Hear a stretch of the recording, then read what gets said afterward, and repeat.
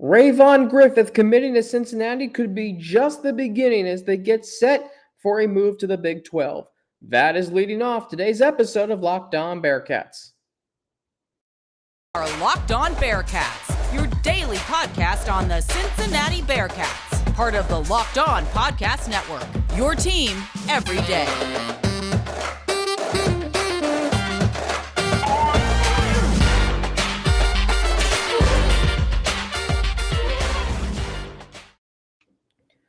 Thank you so much for making Locked On Bearcats your first listen every day. We are free and available everywhere you get your podcast. If you're watching on the Locked On Bearcats YouTube channel, don't forget to subscribe.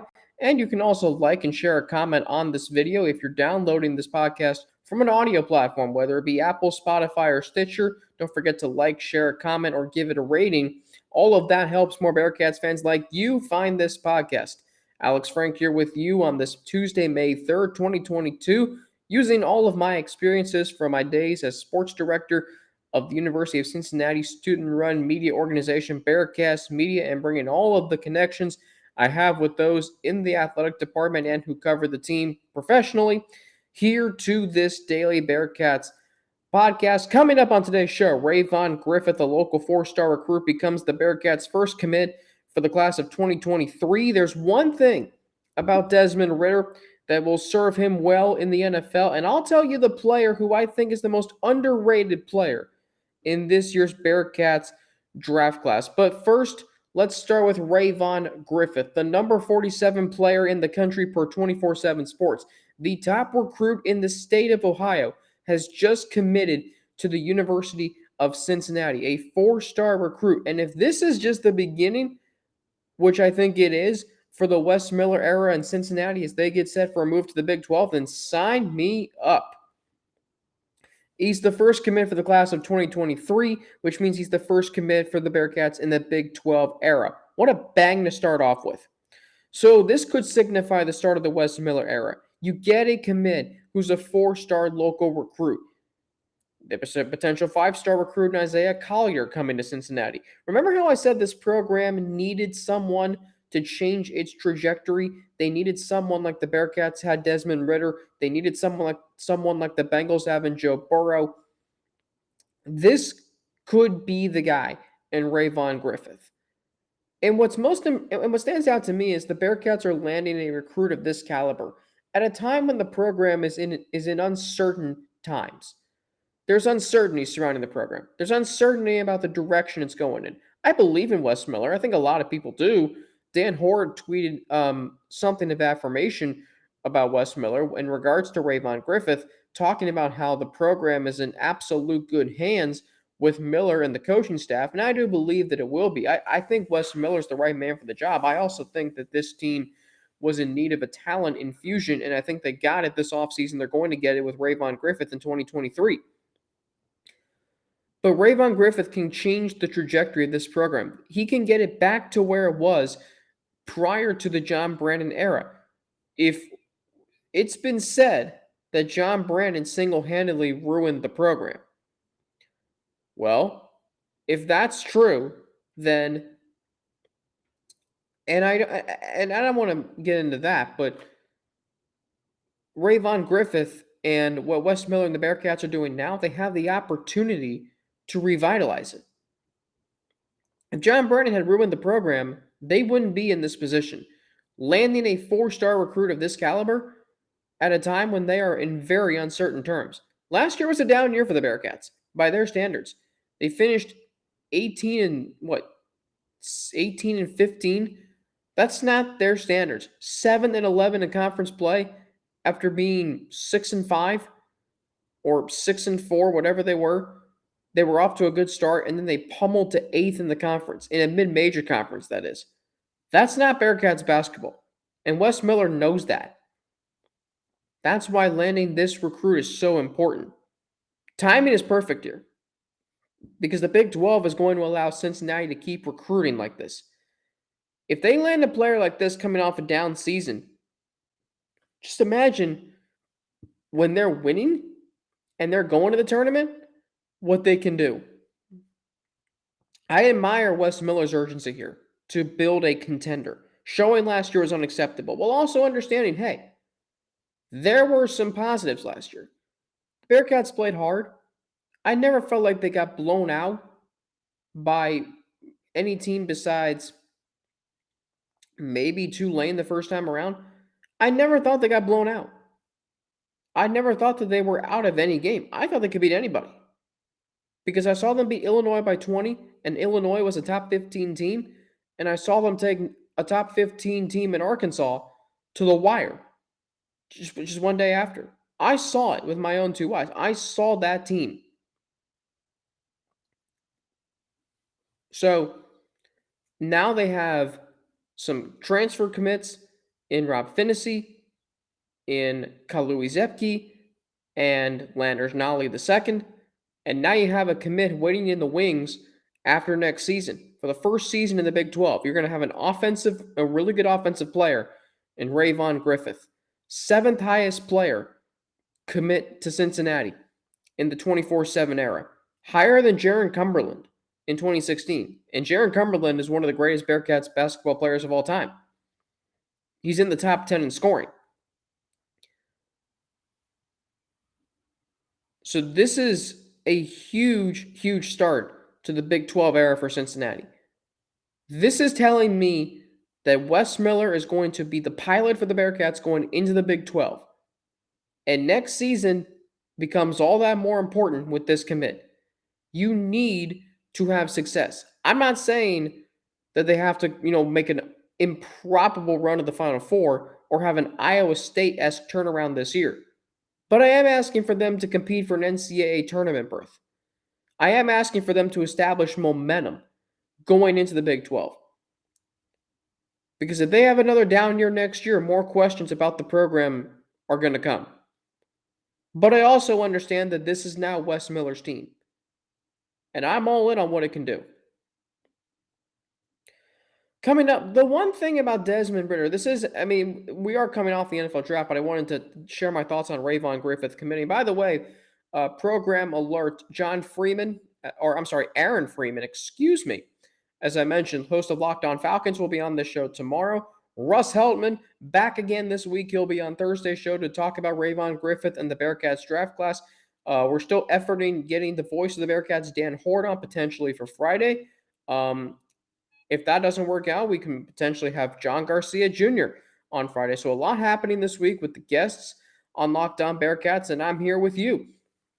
Again, using all of my experiences from my days as sports director of Bearcast Media, established a lot of great relationships with the SIDs and athletic department members, and even John Cunningham, the athletic director, and of course, those who cover the team professionally, like Dan, Mo Egger, Keith Jenkins, Justin Williams, and James Rapine, Russ Heltman, all those guys. Bringing all of that here. But going back to what I was saying, the one thing about Desmond Ridder that will suit him well in the NFL, I'm going to explain that next, but first first we're going to switch gears and hear from some sponsors.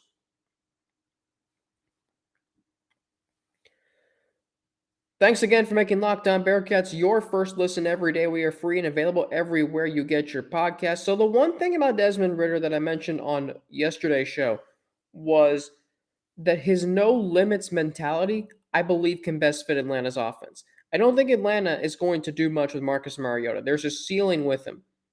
There isn't one with Desmond Ridder. And I know there's not one because he went from being a high school recruit with just 2 offers to the quarterback of a group of 5 team in the college football playoff. You don't have limits if you're that. You don't have limits if you go into Indiana and Notre Dame in back-to-back games and win. You don't have limits when you become a Heisman Trophy candidate as a group of 5 quarterback. You simply don't. Desmond Ridder was the embodiment of the Bearcats punching above their weight class, even as doubters, even as impossible and realism crept in that they would not be a college football playoff team. Never thought it would happen, and it did. Of all the programs that have had success as a group of 5 school or mid-major school, which Cincinnati's not, Boise State, UCF, TCU, it was Cincinnati who became the first group of 5 team to play in college football's championship playoff in its Super Bowl. Boise State never played for a national championship. UCF has never made the playoff. Cincinnati went to the college football playoff championship tournament. That's something that no other program can say at the group of 5 level. And a lot of that was due to Desmond Ridder. Now, Ridder did fall to number 74 in this year's draft class. I don't think it's because of anything that he possesses that teams did not like. I think it's just because the way this draft played out. You know, I had many conversations with my assignment editor where I work down here in Macon, Georgia at WGXA. And the one thing he told me was the teams were looking for value in this year's draft. And if you could get a quarterback at a greater value than in the first round, you didn't have to pay him as much. And so the one thing that the Falcons have now is a quarterback in Desmond Ridder who they can develop and evaluate this year. And if he turns out to be great, then they hit a home run, and that saves them some stress next season when they might have to find that franchise quarterback. If he doesn't work out, then they at least know they have the opportunity to find their franchise quarterback in 2023, and that Ridder and Mariota are bridge holders and placeholders for that this year. But, spoiler alert, I don't think Ridder's going to be that.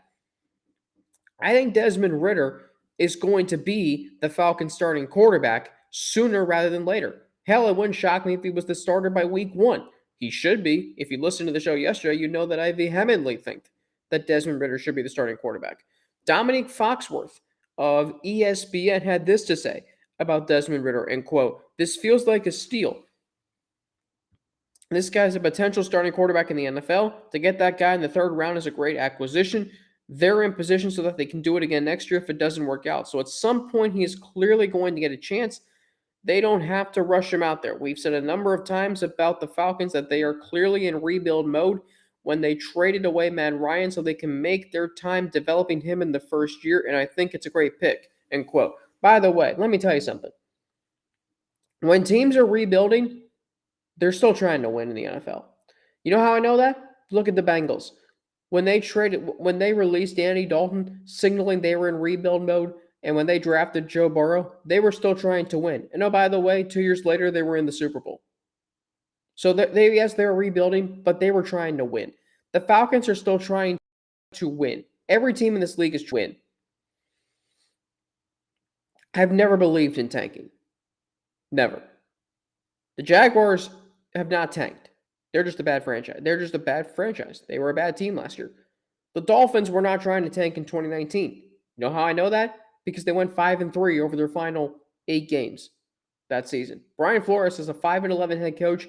There was talk of him being coach of the year in the NFL. The New York Jets in 2020, when they were 0-13, won 2 of their final 3 games. They weren't tanking. No team in the NFL is trying to tank. And like I said, the Falcons roster offensively, I like. You have Cordero Patterson as a versatile Swiss Army knife running back. You've got Drake London. You've got Kyle Pitts. And you have a head coach who is offensive driven. There is talent on this offense. And I look at what Desmond Ridder can bring. And I look at I look at the receiving corps and offensive skill groups that Desmond Ridder played with when he was at Cincinnati.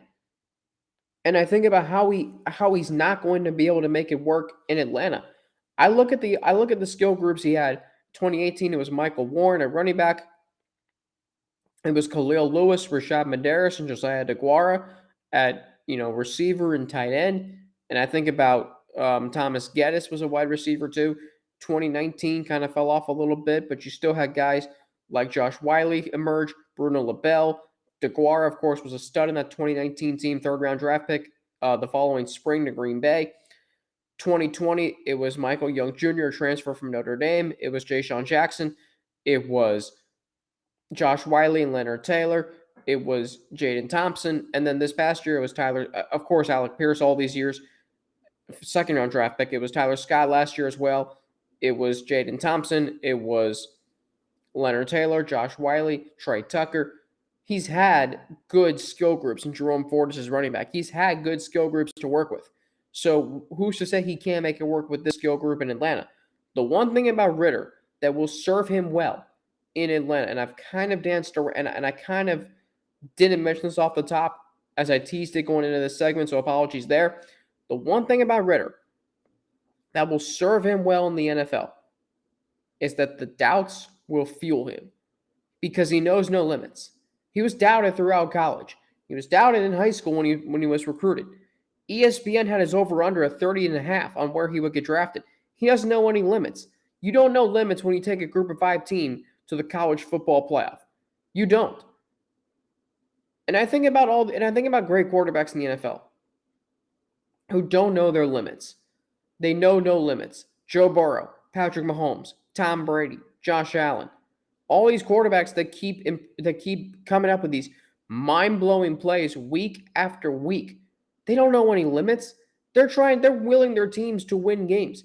Matthew Stafford and the Rams offense this past season knew no limits. Cooper Kupp won the wide receiver triple crown, shattering records at wide receiver. The NFL is a no limits league. If you want to win in this league today, you have to be able to be a dynamic quarterback and you have to have an explosive offense. Atlanta can, I believe, with Desmond Ridder. Yes, they're in rebuild mode. Their offensive line's not very good, but at the same time, they drafted a quarterback who's third all time in wins. And you can insert Desmond Ridder, and you never know what you might get. His first game, he might go for, 350 and 4 touchdowns. And if he does that, you realize, hey, we got our guy. There's nothing to lose here about Desmond Ridder. You know what you're going to get if you put in Marcus Mariota. Probably a 500 team. That's not going to be very dangerous offensively. But you put in Desmond Ridder, and you force teams to have to film study for him when there's not going to be much of it already, that's going to be a problem for teams in the division. It's going to be problems for other teams you face in the NFL. Heck, the Bengals face the Falcons this year. We'll see how that goes. Desmond Ridder will work his ass off to win the starting job, and once he wins the starting job, I can see Atlanta fully embracing him. I really can. That's the one thing Desmond Ridder will have going for him as he starts his career with the Falcons in the NFL. Up next, I'll tell you who I think is the most underrated member of this Bearcats draft class. But first, I got to tell you about betonline.net because it is your number one source for all your betting stats and sports info. Find all of the latest sports developments, league reviews, and news, including this year's basketball playoffs and the start of the Major League Baseball season. BetOnline is your continued source for all your sporting wagering information, from live betting to the playoffs, esports, and more. So head to the website today or use your mobile device to learn more about the trends in action. BetOnline, where the game starts. This Bearcats draft class is historic, and I think that every player can make an impact on the teams that they went to. But in particular, I think Brian Cook, who was an underrated player on last year's team. You didn't really talk about him when you talk Bearcats football with your buddies at a bar. You talked about Sauce Gardner, Desmond Ridder, Kobe Bryant, and Alec Pierce as well. Maybe you didn't mention Brian Cook. You probably didn't. But he was an absolute glue to that team because he fortified the secondary. It was his playmaking abilities. He had the interception against Indiana that saved the Bearcats and kept them in the game at a time when they were reeling and struggling in that game. He had an interception against Alabama that gave them the opportunity to, unthinkably, down just 17-6, make it a one-score game late in the third quarter. That's what Brian Cook did for Cincinnati. Fortified an already great secondary. He's got a chance to do that now in Kansas City. Now that we know Tyrann Mathieu is headed to the New Orleans Saints, that's a big hole in a Chiefs secondary that, quite frankly, is not very good. They have some notable players. Juan Thornhill, L'Jarius Sneed, Charvarius Ward. They have some players. They're just not very good. But Brian Cook can fortify that for Steve Spagnuolo's defense. Steve Spagnuolo's had some great secondaries over the years. You remember his secondaries with the Giants. Corey Webster, Aaron Ross, Sam Madison, James Butler, all those players. But now you can make an impact in a division that includes Russell Wilson, Justin Herbert, and Derek Carr as quarterbacks. And you're going to be going up against Patrick Mahomes and the Chiefs offense every day in practice. You can blitz against teams whose offensive lines I don't think are very good. I don't see anything that scares me in Denver's offensive line. The Chargers' offensive line is a mess, and the Raiders' offensive line is not very good either. So you can blitz quarterbacks that way and keep offensive lines honest. You can, in a pass-happy division, quarterbacks in this division are throwing the ball 40 times a game. Russell Wilson is. Justin Herbert is. Heck, your own quarterback, Patrick Mahomes, will be. Derek Carr could be too, especially now that they have Devontae Adams. So this clearly is a huge addition for the Kansas City Chiefs. Huge draft pick. They sensed, okay, we're going to lose Tyrann Mathieu. Let's go get a safety we know we can groom. We don't have to rush into the game. Brian Cook is that player. I think he is. I think he can step right in and make an impact for the Kansas City Chiefs defense. It's a leaguey secondary, but he can quickly emerge into being a star in it because of his dynamic playmaking ability. Because of his ability to both play in coverage, create turnovers, but also rush the quarterback, keep offensive lines honest, the protection schemes honest. And in a division where turnovers could be everything in divisional matchups, if Brian Cook can create those, that's going to help the Chiefs win some very important games. The Chiefs next year are going to be facing the Raiders twice. The Raiders right now are my pick to win the division.